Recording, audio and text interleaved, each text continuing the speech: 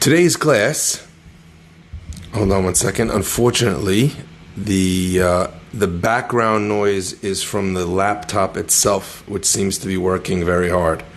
I think I might be able to solve it.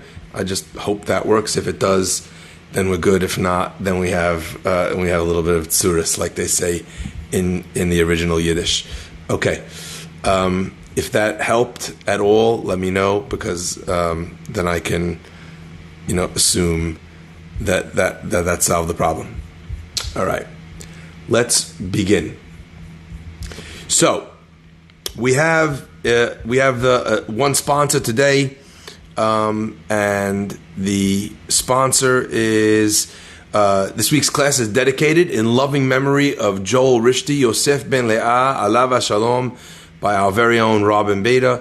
It should bring what's it called, Nahat Ruach Hakadosh Baruch Hu, and allow him Be'ezrat Hashem to rise from level to level in the Shmesh Mekedem, Terein Shmatosh Surah B'Surah Hayim, and Be'ezrat Hashem it should also bring comfort to the family to know that there is Torah learning that is happening in his memory. Okay, let's begin. So we're going to begin with the words of the Mishnah, as we always do. The Mishnah is very, very short, all right, and it belies the power that's in the Mishnah just because of the fact that it is short. But a lot of times the greatest things come in small packages. All right, Rabbi Yishmael Omer, chapter 3, Mishnah 12.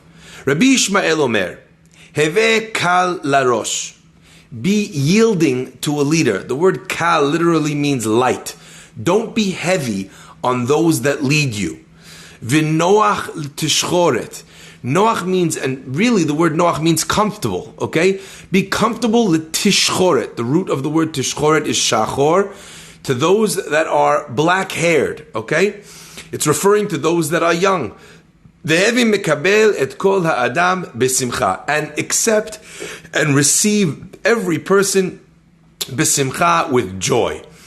Now, these three things that Rabbi Yishmael is teaching us, they coalesce to speak to, in fact, one general idea. And I think if we had to categorize or summarize the Mishnah into words that are easily accessible and understandable, I would say that those words are know your place. Now, what does that mean, to know your place? The first thing Rabbi Yishmael tells us is evikal larosh. If you're someone that's working for someone, if there's an authority figure in your life, you have a boss, someone's in charge of you, don't come very heavy to that person with an arrogance and an ego. And I think there's a lot of different elements of wisdom to that.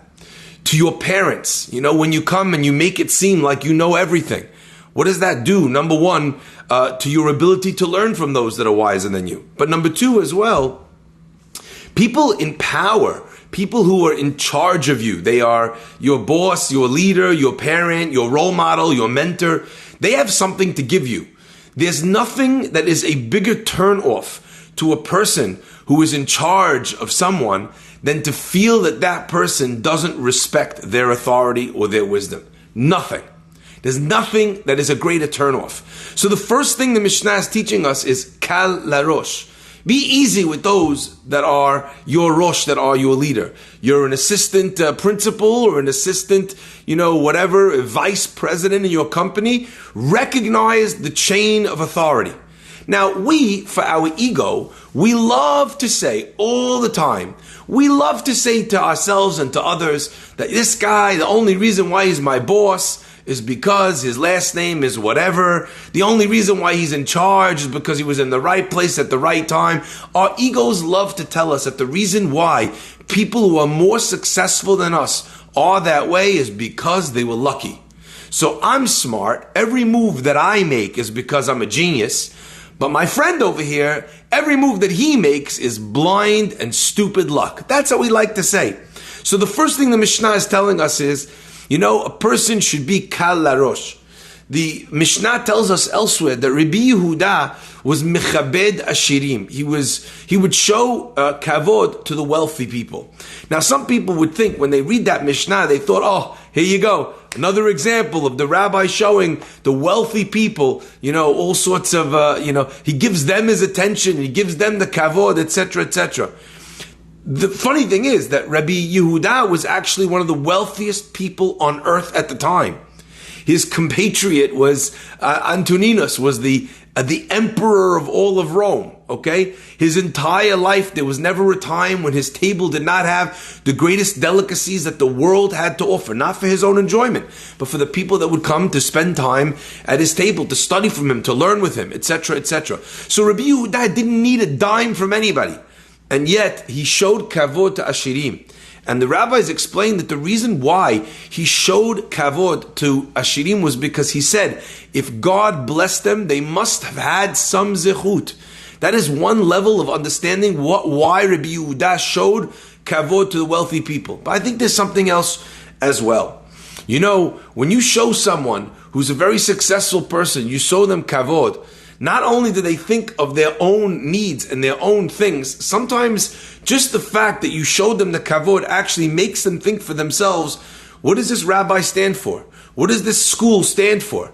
They're coming to me, they're showing me this honor, they're kind of deferring to my success. Well, what do they need? What's going on with their causes, with their needs? And sometimes that actually can bring out of a successful person a desire to help, not just you, but the wider communal needs around you. It makes the person feel a certain sense of responsibility. There was a rabbi who was a big anav, and Rav Schwab came to him and he said, I noticed that when they called you up in Ashkenaz communities, when they call somebody up, they say, Ya'amoid Reb Shlomo ben whomever. Now, the word Reb is a title. It's a title of honor, if you will, of distinction. But it's not Rebbe or Harav. And he noticed that his student, who was a big Talmid Chacham, was being called up, Reb Mendel, or whatever the guy's name was. He goes over to the man, he says, I command you that you go over to the Gabbai and you tell him that you don't want to be called up to the Torah as a Reb anymore, like everybody else. That you want to be called up to the Torah as Rabbi, Harav Mendel. And the guy said, Rabbi, what do you mean? I'm sitting in the back. I don't need the honor. I don't need the distinction. And you know what the rabbi, Rav Shimon Schwab, said to him? He says, when you start behaving like a rabbi? When people start calling you rabbi.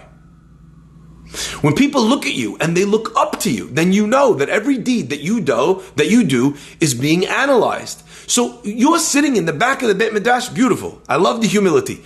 But when are you going to step up to the plate? When are you going to be something? When are you going to do something with all of your knowledge and all of your wisdom and all of your generosity and all of your kindness? When are you going to do something? When someone looks to you as a leader, then you realize that you are a leader. The same thing is true over here as well. Hevikal larosh. Be light with someone who's a rosh, who's a leader.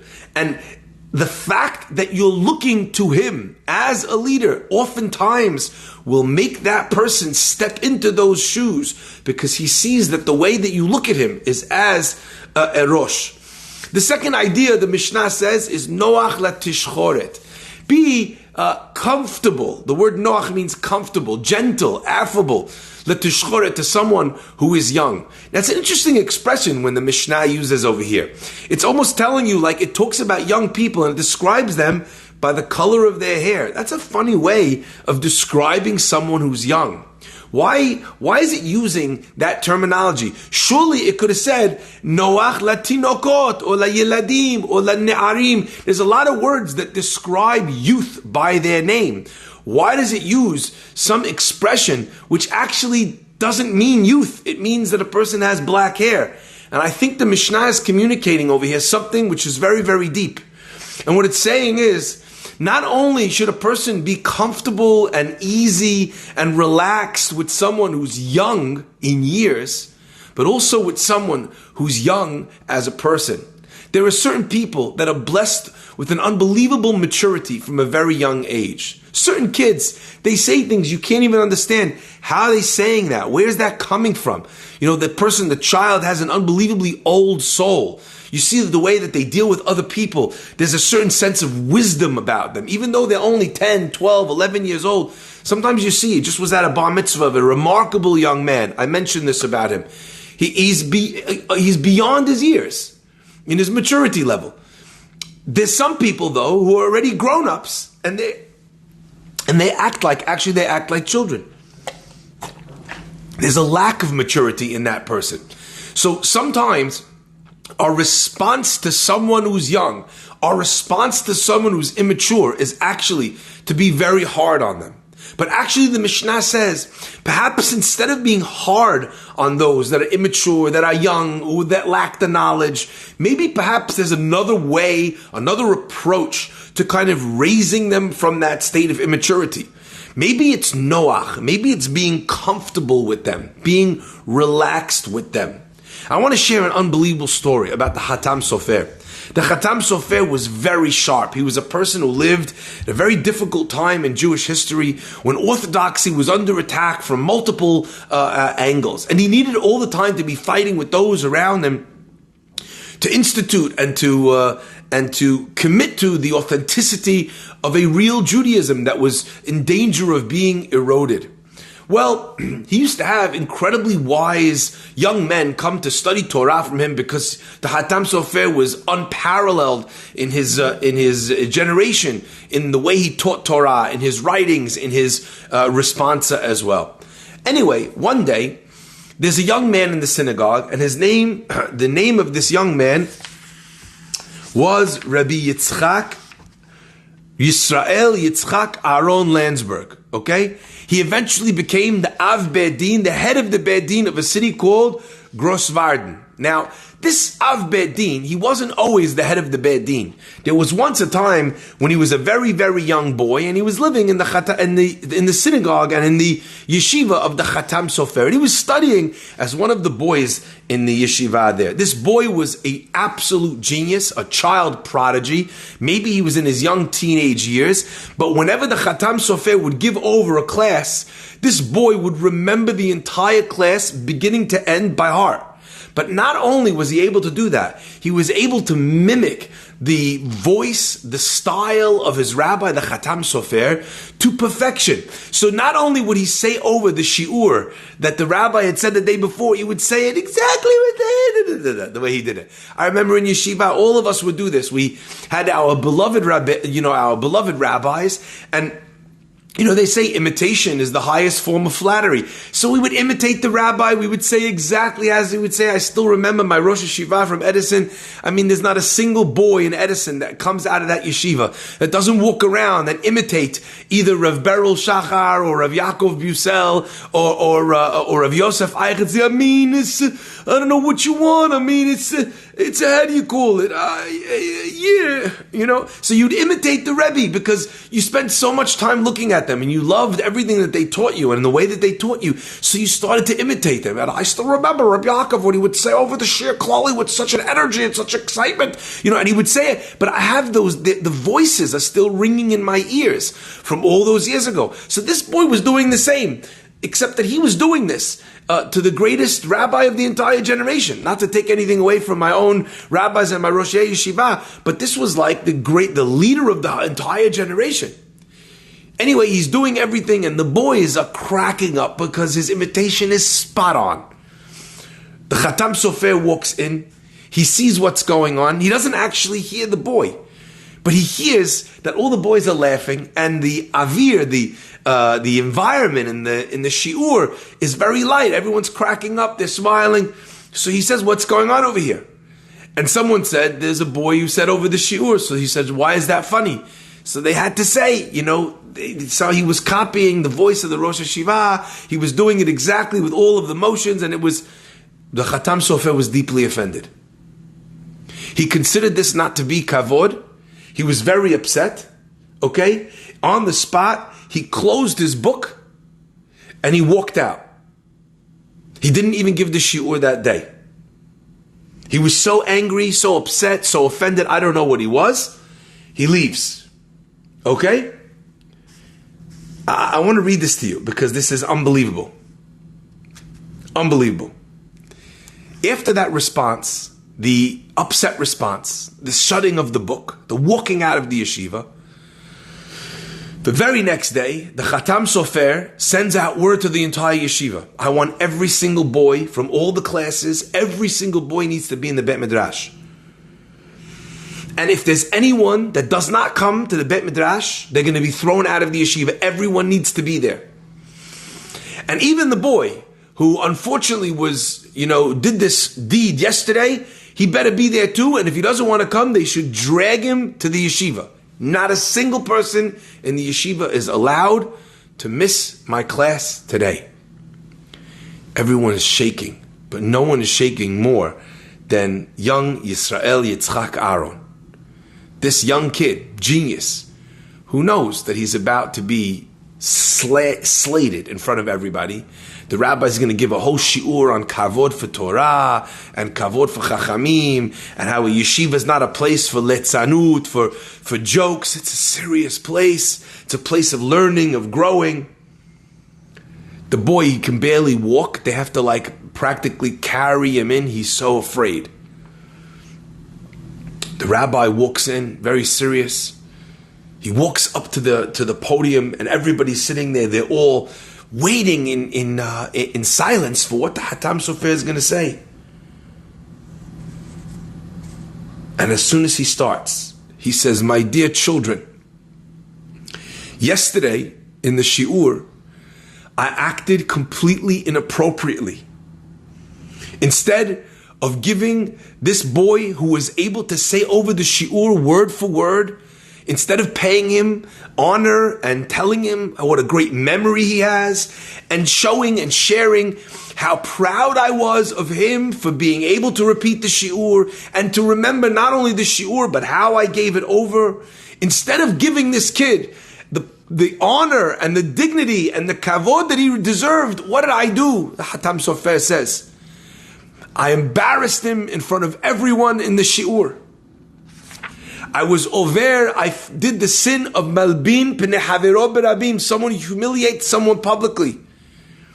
At this point in the speech of the Hatam Sofer, the whole yeshiva is dead silent, they're stunned. And he starts to cry, the rabbi, in front of the entire yeshiva. And his body is shaking as he's racked with sobs. And he keeps saying over and over again, "Malbin pnei havero berabin, en lo chelek leolam haba." Someone who humiliates someone publicly loses his entire olam haba. And he kept saying it again and again, and he's crying louder and louder. And the boys are so emotional, seeing their leader, their rabbi, breaking down in front of them over the fact that he actually said, yesterday, that it wasn't disrespect, and what kind of thing is this? He was offended, he was hurt. But at the same time, the rabbi felt that there was no excuse to knock down a young boy, especially publicly. And he carried on and he said, "It seems to me that I am not worthy from now on to be the one that comes and teaches you in the yeshiva. I don't think I'm worthwhile as a teacher, as a leader, as a role model anymore." But he said, but even with all of that, he says, I still have an obligation to ask for forgiveness. And I have to ask for forgiveness in public because I embarrassed him in public. A little while ago, we had someone, unfortunately, who embarrassed someone else from our synagogue. And I went to him and I said, "Look, what you did wasn't okay. It's not right. You need to ask forgiveness." He says, "You're 100% right, Rabbi. I'm going to send him a message." I said, "You can't send him a message." He said, "Why not?" I said, "You embarrassed him in public. You can't ask for forgiveness in private. You have to ask for forgiveness in public." The rabbi says, "If this is what I did yesterday, then I come here and I beg you, please, Yitzchak Aaron, mivakesh ani mechila, I beg of you for your forgiveness. Ana beni, please my son, mechali." Again he asks, "Please, are you mochel?" And the boy, he's overwhelmed. He can't believe this. He said, of course, I'm so sorry that I even did it in the first place. It wasn't the right thing to do, but for sure the rabbi doesn't need to humiliate himself like this in front of everybody. And the rabbi, again, he kept asking again and again and again. And only after he was sure that the boy had nothing against him in his heart and that he didn't mind anymore at all whatsoever, only then was the Hatam Sofer willing to continue giving classes in the yeshiva. And you know what? Sometimes I think, as a rabbi, as an educator, as a parent, as a friend, I often think that sometimes the greatest lessons that we give don't actually come in the form and in the way that we hope for them to come. Sometimes I don't know if you guys find the same experience, but because this is a workshop in Midot, I like to kind of go into the realities of this, of what this means.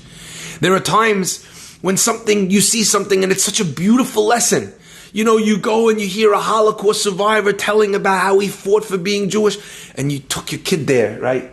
And you say to the kid, isn't this amazing? Look at what he's doing. Look at how he was praying. And you're hoping that the kid will hear what you're saying and think, you know what, I also should go pray more, right? Yeah, that's what you're thinking. Or your husband, you want your husband to be inspired. So you think to yourself, you know what, why don't we go to this thing? And you think it's a home run. And actually you turn to them at the end, you're like, huh? And they're like, yeah, it's all right. And then some other random thing that you actually didn't think was anything becomes the greatest lesson that you ever imparted. I still remember a long time ago, I was in London, and probably it's seared into my memory. Myself and my brother-in-law, Rabbi Moshe Levi, we went to run a Shabbat in Holland Park. And we brought lots of people who maybe were not used to keeping Shabbat properly or hadn't experienced a beautiful Shabbat meal. And we did a massive Friday night for them, actually in the back of the synagogue of the Holland Park Synagogue. Lots of people turn up. We have a beautiful night. It's magnificent. We share words of Torah. There's singing. Everyone's got a l'chaim, delicious food. Not all of them keep kosher. Not all of them keep Shabbat. Some people were smoking outside, right? But it was a beautiful evening. People experienced a beautiful Shabbat evening. And you know what? I thought, that speech that I gave, that speech went really well. At the end of the night, we walk outside. We're roughly about a 2-hour walk from Holland Park back to Hendon, which is where we lived. Okay? So we asked a few of the people there. We said, can you direct us how to get from here? Can you tell me how to get to Shire Lane? That's where I lived. Could you tell me how to get home? And they're telling us, sure, you just go straight down this road, Edgware Road, all the way down, make a right at the end, you'll be fine. But they said, you can't walk like that. I said, what do you mean I can't walk like that? They said, well, you have a kippah on. Edgware Road is a not such a Jew-friendly place at 1 o'clock in the morning on a Friday night. You go that way, you're actually putting yourself in danger. So they said, why don't you take off your kippah? So I said, well, first of all, I don't carry, so I couldn't carry my kippah home. But I said, but much more importantly, in 10 years of living in England, I've never taken off my kippah, not even one time. Ever, no matter where I went. And I'm not about to start now. So they said, Rabbi, but if you walk down Edgware Road, at 1 o'clock on this Friday night with a kippah on, you're probably going to get beaten up. And maybe worse. So I said, okay, so tell me another way to walk. They said, there's no other way to walk. The other way to walk is you have to walk all the way up, take Oxford Street. It's going to, add an extra 2 hours to your walk. Just take off your kippah and walk one time. I said, thank you very much. If you don't mind, could you point the way to Oxford Street? They said, there's extra 2 hours walking. I said, thank you very much. Can you point the way to Oxford Street? They pointed. And we walked through Oxford Street. And it took us almost 5 hours to get home. I think I got home at sunrise. But I said to my brother-in-law, Rabbi Moshe Levi, on the way home, I said, all the time we try and teach people about the importance of Judaism and the importance of Shabbat. And we do our best, and we bring beautiful stories and amazing examples and beautiful pisukim from the Torah.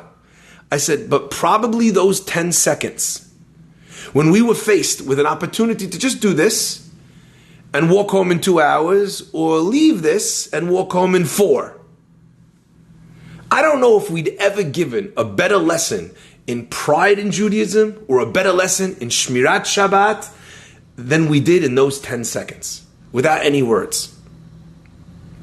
That, my friends, is true over here as well. The Khatam Sofer, he said to the boys, I don't know if after embarrassing one of my students, I don't know if I'm fit to be a rabbi anymore.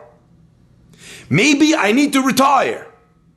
But I'm thinking to myself that line and the willingness to step down as a teacher because you say that you've let the position down. Why? Because the guy was mimicking him. He was copying him. It's not kavod. Those moments that the Khatam Sofer was noach letishchoret, what did he do? He taught them a great lesson. Maybe the greatest lesson he'd ever taught. But I want to add one thing. I started by saying that this man, Rev Yisrael Yitzchak Aaron Landsberg, who was the Av Bedin in Grosswarden, okay? Do you think he would have been the Av Bedin in Grosswarden if this would have went the way that he thought it was going to go? If the rabbi would have slated him publicly and thrown him out of the yeshiva? What would have happened then?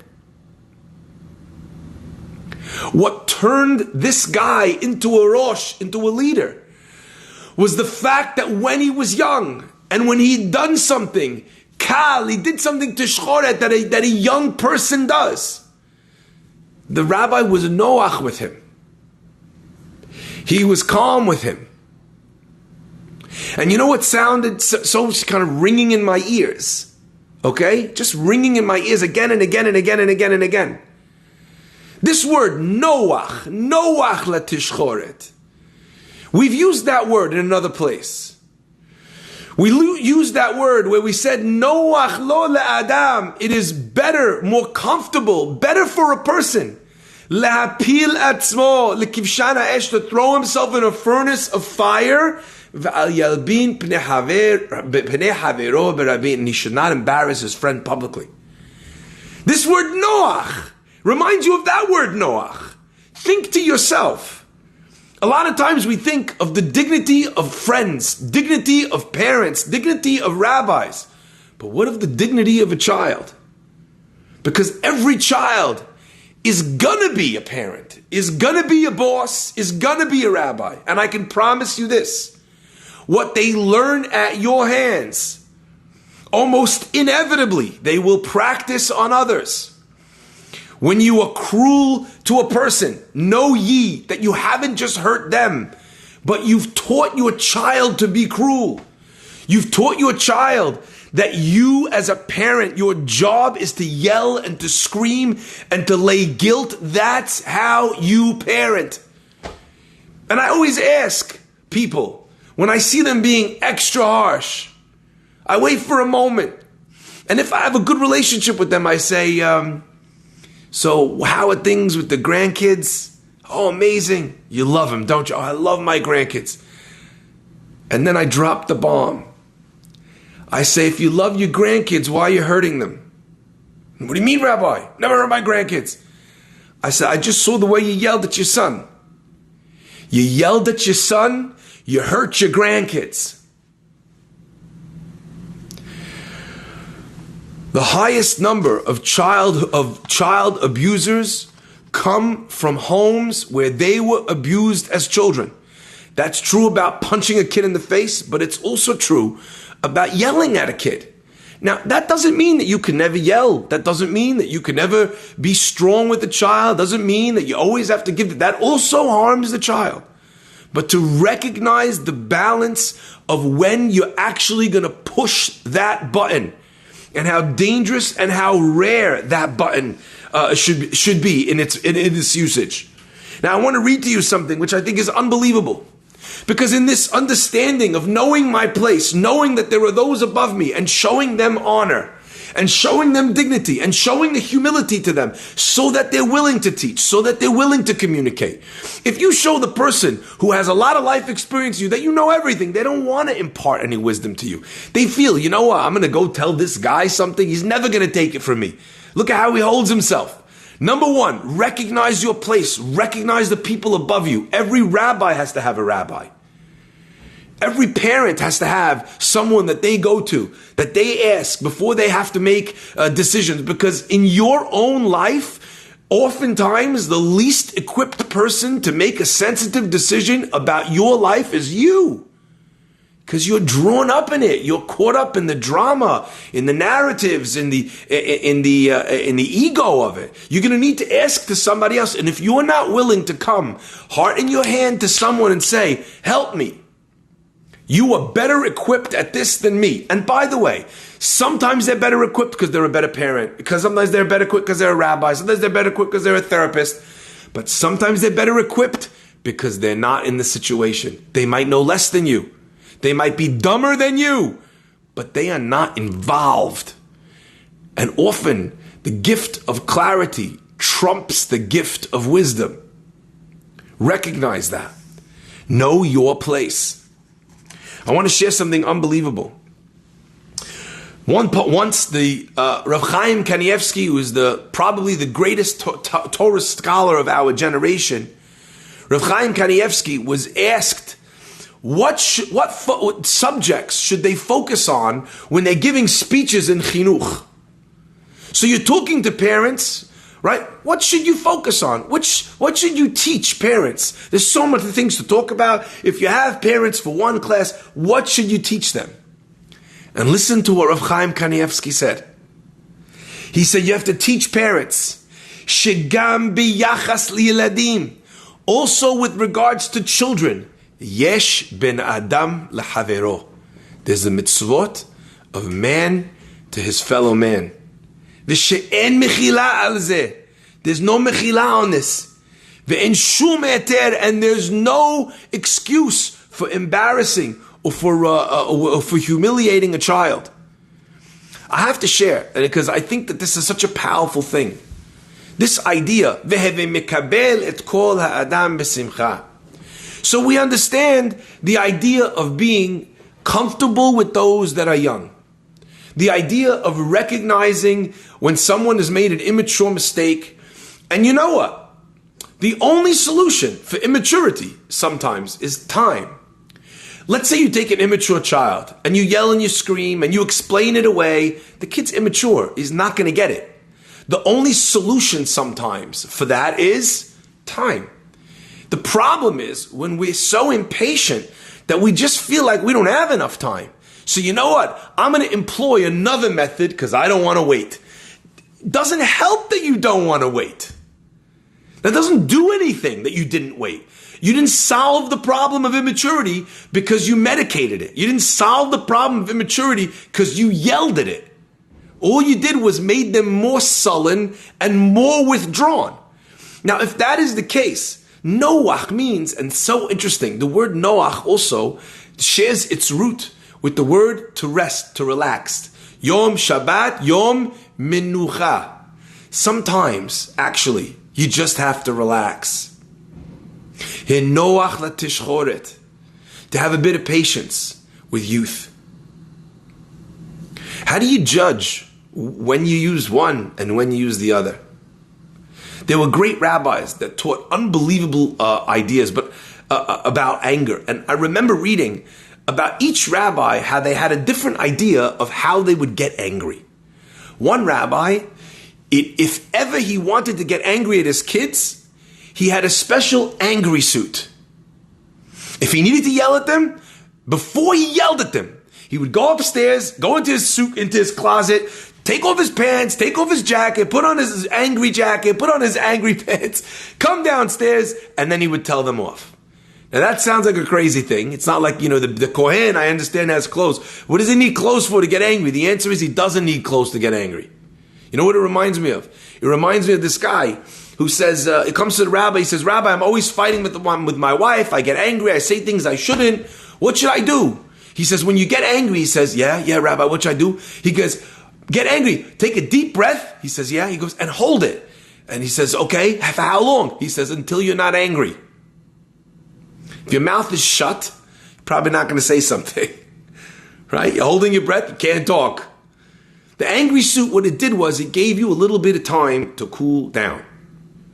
I know one person who doesn't get angry at his children. Just not like this rabbi. You've had an angry suit. Every time he wants to yell at his kids, he walks around the block. And what does he tell himself? I'm not going to yell at them, because then he wouldn't be able to not yell because he'd be so angry. He says, okay, I'm going to yell. I'm going around the block. And when I get back. But by the time he's had an entire walk around the block to get back into the house, he's cooled down a little bit. And he's thought to himself, what is yelling going to achieve? And maybe there's another way of doing this or another way of dealing with this. Sometimes the response you need to give to tishchoret, to youth, or to immaturity from a husband who's just being petty, or from a wife who's just trying to retaliate. Sometimes the response to that is just relax. Rest up for 1 second. Go have a nap. Okay? But the Mishnah ends and says, you understand the idea of being kal to those above you, making yourself light to those that are bigger than you. You understand as well, not lording it over the people. If you got beaten up from your boss, instead of beating up the one underneath you, right? I still remember this. I was in yeshiva, and you have all the freshies coming in, the 9th graders. So you have, when the freshies come into high school, so they, the older students, they pick on them, right? That's what they do. So one of the older students, he sees a young boy coming in. He says to the young boy, he says, welcome to our school. He says, would you like me to help you with your suitcases up the stairs? The kid says, absolutely. Thank you so much. I can't believe it. They're so welcoming here. The guy takes the suitcase all the way to the top of the stairs, and he leans it against the wall, and he says, I'm sure you got it from here. Your dorm council will tell you where to go. But without the guy noticing, he unzips the suitcase at the top of the stairs, right at the entrance to the yeshiva. The kid, thank you so much. Wow, this place is amazing. Picks up the suitcase, and all of his clothes and his underwear and his socks are rolling down the stairs, and his toothbrush is on the floor, in the ground floor. Everyone's laughing.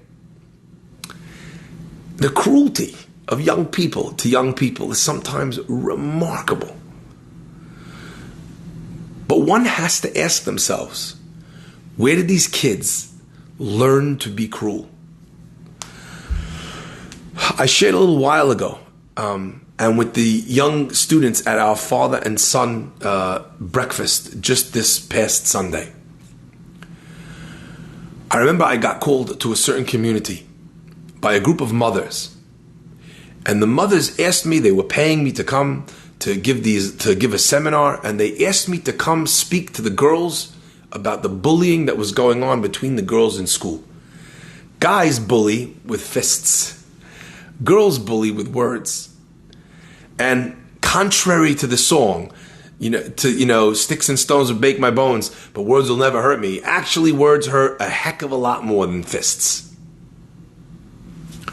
So they called me down to deal with this bullying problem that they were having in the class between the girls.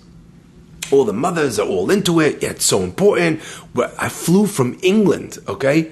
It was a long flight to where I went. I finally get there. I went with my brother-in-law as well, my partner in crime, Moshe Levy, amazing.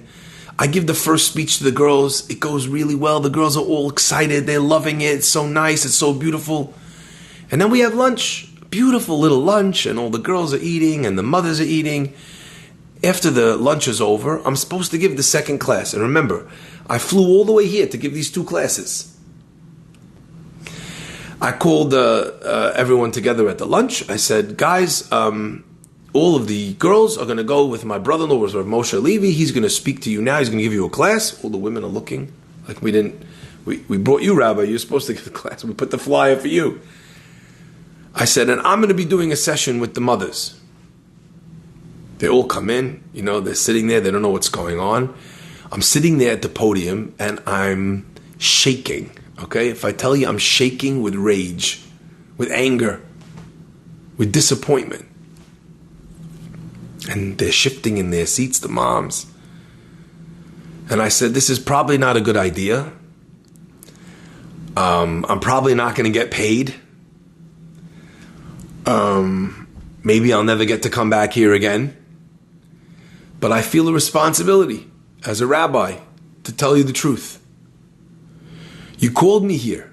You called me here to teach your daughters about bullying and not to treat someone who's less than in a cruel way.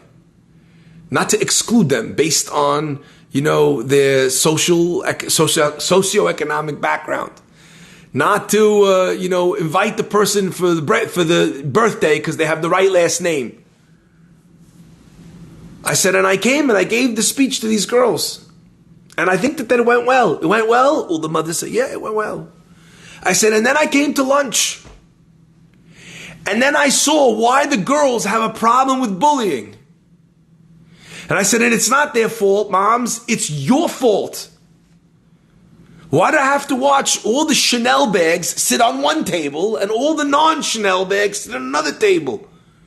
All the fancy schmancy ladies are eating lunch together. Not a single one of those is eating with a single one of these. I said, I'm willing to bet that I know which kids are bullying which kids. And maybe instead of bringing in this person, this rabbi from another country to talk to your kids because they're the problem, I don't know that they're the problem. And I said, and don't try to deny it, because look at yourselves right now. And they were sitting in the classroom in the same cliques, in the same groups, exactly as they came to lunch, exactly who they carpooled with to the event. This is not their problem, this is yours. It's now genetic, you've passed it down to the next generation. You want them to stop doing this? You stop doing it. Hevikal larosh. Show respect to those that are bigger, smarter than you. Noach latishchoret. Understand as well what it means to make someone who's younger, more immature, less than, to make them feel comfortable with you. I want to quote to you the words of the Sefer HaChinuch. The Sefer HaChinuch writes, Shelo lehonot echad b'Yisrael b'dvarim. We have a mitzvah in the Torah not to make someone feel bad with our words. You can't say to a Jew some words that are going to hurt him or going to cause him pain. And he has no strength, no power to be able to help himself get out of those words. We're familiar with Lashon Hara. We're familiar with talking badly about the person to somebody else. We're familiar about Motzi Shem Ra. We're familiar about telling lies about other people around. We're familiar with these laws. But it's not Lashon Hara. I said it to the guy. I told him, you know why? You know why you're not successful? Because you don't work hard. What? Don't you think that those words are harsh? Don't you think that those words cut like a knife? That's called ona'at devarim. It's a lo ta'aseh. It's a avon from the Torah. Kama azharot. How many sins? V'kama ziruzin. And how many exhortations? Shehizirunu zechronam debracha that our rabbis have taught us. Be'inyan ze, in this issue, shelo lahachiv abiriyot b'shum davar v'lo yivayisham, not to hurt people with any words and not to embarrass them. V'nohagot mitzvah zu, in this mitzvah it applies b'chol makom, in every place, no matter which country. It's not only a law of Israel, in every country, v'chol zman, and in every era, b'zicharim, with men, b'nikevot, even if you're just with the girls and you're hanging out at the hairdresser, no, you still can't say to the person, you put on a couple pounds. Why don't we go to a spin class? Asur! Even if it's true. Especially sometimes if it's true. Ve'afilu biktanim, even with young people. Sometimes we know as a parent that when we want to get our child to do something, so we tell them they don't listen. We tell them they don't listen. What do? We revert to a trick, to a manipulation that works sometimes with kids. If I make the child feel bad, then he's likely to do it. If I make him feel like a loser, if I make him feel like he's a bad kid, how dare you do this? What kind of person are you? Learn to distinguish between the deed and the person. He did a bad thing. It doesn't make him a bad child. Telling a child that he's bad because you want him to do something is the height of manipulation.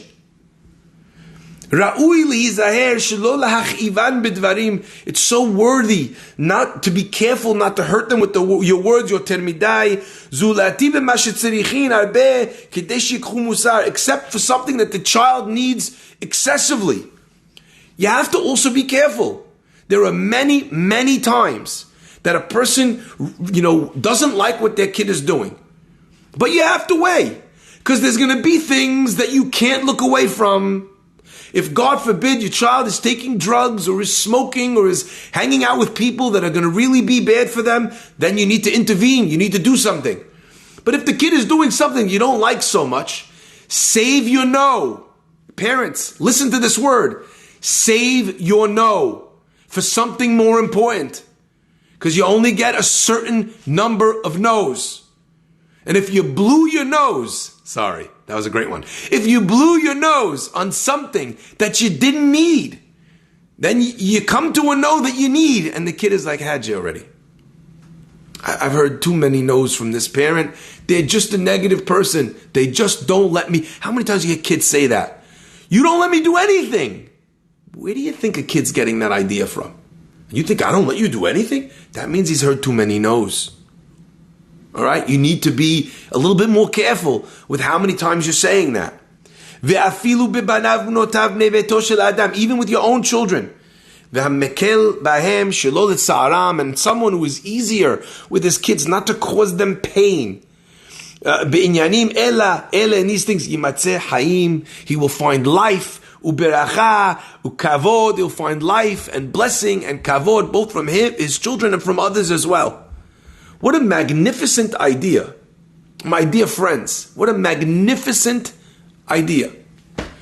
I want to say that the last part of this Mishnah actually helps us wrap it up in the most beautiful ribbon and bow. So you have respect for those above you. You have an appreciation for those below you. And then the Mishnah says, "Ve'mekabel et kol ha'adam b'simcha," and receive every person b'simcha. The literal interpretation of this Mishnah is, you open the door, you receive them, you welcome them into the house, with a big smile. Oh, hey, how you doing? Faddal, come on in, have a l'chaim, have some mazeh, enjoy. My home is your home, mikasa is sukasa. Beautiful, fantastic. That's mikabel kol adam b'simcha. But I think actually that there's a tremendous lesson over here as well. Veheve mikabel et kol adam. Accept every person with simcha. There's a lot of things that we don't like, that we reject. And in our culture today, people figure out what they stand for, not by what they stand for, but what they stand against. How many times in politics do you hear that literally the entire campaign that you're hearing today from certain, candidates is just the only thing we care about is getting rid of Trump? Again, I'm not a political person. I don't like to talk politics only as much as the politics teach life lessons. I'm not telling Democrats to be Republicans or Republicans to be Democrats. I'm leaving your political decisions for you to figure out. But I'm going to ask you, when you see a candidate and the only thing that they want to do is dethrone somebody, Bloomberg said, the only aim that I have in running in this is just to dethrone him. And if I get out, I will give all of my money and all my support to somebody else. What's the one aim? Just to get this guy out. Understand, what you stand for cannot be what you don't stand for. You cannot stand for a negative thing, for a lack of something. You have to actually have something that you do stand for. So today, we're thinking about this person is not being Jewish enough, and that person is being too Jewish, and this person is being too liberal, and that person is being too conservative. I'm not this, and I'm not this, and I'm not this, and I'm not... What are you? What are you? Heve mikabel et kol ha'adam means to accept people, to understand how to accept people b'simcha. Whatever their story is, whatever's going on with their life.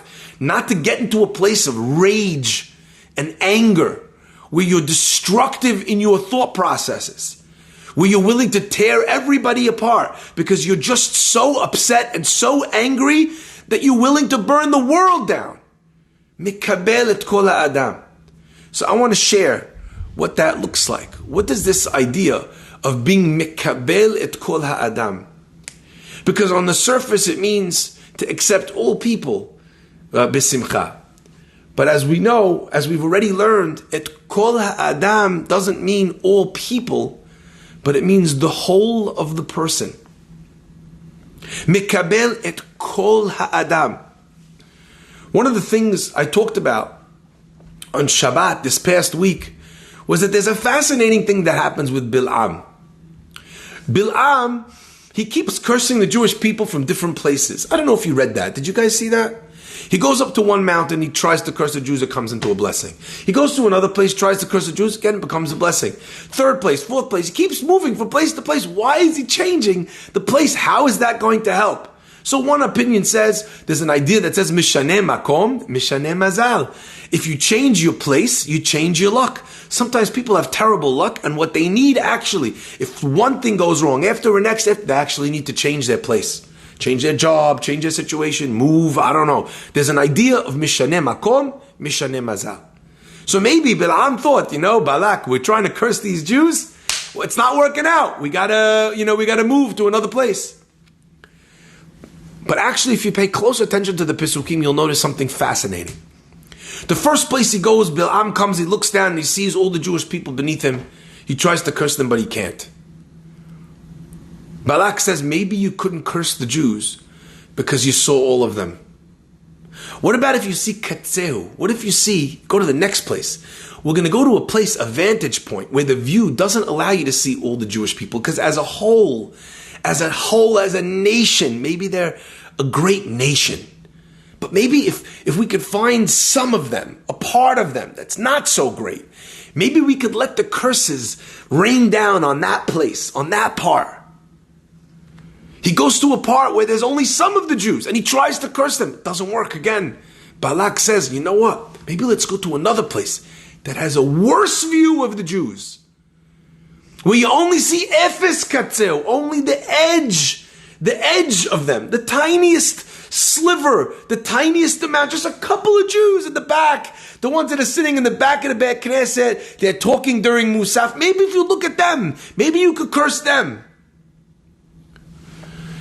Thank God, Bil'am is unable to curse them, because God on that day turns Bil'am's klalot into berachot. Like we actually say all the time, Ve'afoch amunai, and Hashem, your God, turned et hakilala leberacha, He turned His curse to a blessing. Ki ahevecha, because Hashem, your God, He loves you. But what we learn from here, unbelievable. What we learn from here is that although God interacted, God cut in, God saved us on that day, you want to know how you curse someone, how you look at someone negatively? You want to know how to do that? Don't look at the entirety. Look at a part. And is that not actually what we do when we curse people, when we yell at people, when we negatively slate them? Isn't that what we do? We find not all of it, we find a part of them which is less than perfect, and we harp on it. And if we cannot find one thing about the person, so you know what we do? Efes katzeu. Because you know what? You thought that you're going to say the guy's stingy. You couldn't, because you found out he gives lots of charity. Then you said, you know what? The guy, even though he gives charity, he does it for honor. Efes katzeu. Slice, slice, slice. Until I find one sliver, one strand, one angle by which I can attack the person. Do you know what it means to be cruel? In Hebrew, the word for cruelty is achzar. Achzar means to be cruel. And the Mefarshim explain that you know why the word achzar means to be cruel? Because the word in Hebrew, achzar, means only a stranger. When you can allow yourself to be a person who finds no connection, you find no common ground, you find no place for discussion or dialogue, I am only a stranger with you. Achzar is an achzar. My friends, mikabel et kol ha'adam. If you're looking at something which is negative, ask yourself, Is that all? I've shared this with you many times. I've gone to PTA, to parents teachers evening, before with my kids. And I would go with my wife, and I would go with my children. And I went there, and there's this teacher sitting there and telling me, you know, your daughter, she doesn't pay attention, she makes noise in class, she doesn't do her homework. For 10 minutes, she's just chewing my ear off about all the terrible things that my daughter is, and that my daughter did, and that my daughter... Non-stop, just on and on and on. 10 minutes finish. And my wife is already kicking me under the table because she's married to me. And she knows what's coming next. And I just leaned in. I said, thank you so much. Are you finished? She says, yeah. I said, so you've been teaching my daughter now for 6 months? Is that right? She says, yeah. I said, so 6 months and not one positive thing she did. You didn't see, like she didn't, there wasn't one time when she was paying attention. There wasn't one homework assignment. Not once. Once that she was kind to someone. Not once that she asked a good question. 10 minutes I'm sitting in. All you're doing is ripping my daughter to shreds. By the way, in front of her. There was nothing good. Nothing. That's the method of Kol Ha'adam. Of course, the teacher's like, no, of course, no, she does this good, and she does this good, and she does this good, and she does this good, and she does this good. All of a sudden, she found everything. But that is a choice that we make. Do we want to see a sliver, or do we want to see the whole? Heve mekabel et kol ha'adam b'simcha. With joy, with happiness. There's something that happens when we are happy. You ever see somebody who's having the best day of his life and it starts to rain? What does he do? He dances in the rain. Even though he's in a beautiful suit, he's jumping in puddles. When you're in a happy place, you take negative things and you turn them positive. And when you're in a negative place, what happens? It starts raining, you curse the world, turn up your jacket and run home like this, as if scrunching your shoulders is going to keep you drier. We all have that choice in this world.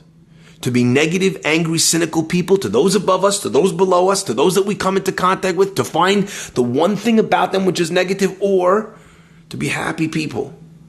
And to look up to those that have experience and learn from them.